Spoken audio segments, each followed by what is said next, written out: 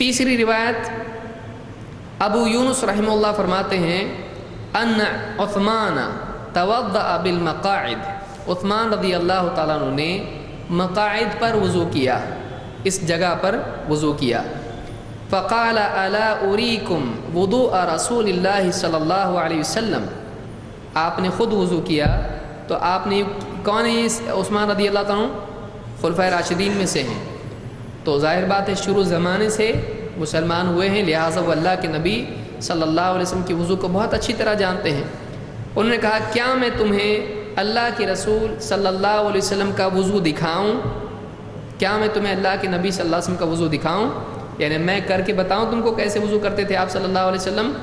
ثم توضأ ثلاثا ثلاثا، تو عثمان رضی اللہ تعالیٰ نے کتنی مرتبہ وضو کیا؟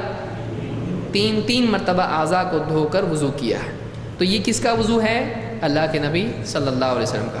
تو ہم نے دیکھا تین باتیں ہم نے دیکھی، ایک مرتبہ بھی اعضاء کو دھونا نبی صلی اللہ علیہ وسلم سے ثابت ہے، دو مرتبہ بھی ثابت ہے، اور تین مرتبہ بھی ثابت ہے۔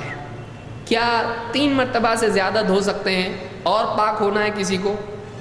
ایک دم ہی پاک، سب تو 3 بار دھوتے، میں زیادہ دھو کے ایک دم اللہ سے ایک دم اور قریب ہو جاؤں، ایک دم صاف، اور صابن بھی استعمال کر سکتے ہیں اس میں، ایک دم کلین صابن استعمال کر سکتے ہیں وضو میں، کیا ہو جائے گا؟ وہ سنت ہوگا نا کہ بدعت؟ اگر کوئی آدمی وضو میں صابن استعمال کرے تو صحیح ہے؟ غلط ہے، کیونکہ اللہ کے نبی صلی اللہ علیہ وسلم سے کبھی بھی یہ ثابت نہیں ہے۔ ہاں کس میں ثابت ہے؟ جنازے کے غسل میں، اس میں بیری کی پتیاں ڈالی جاتی تھیں جس سے کیا ہوتی ہے؟ زیادہ صفائی ہوتی ہے، تو اس میں آپ نے کیا، لیکن وضو کے پانی میں کیا ایسا نہیں کیا۔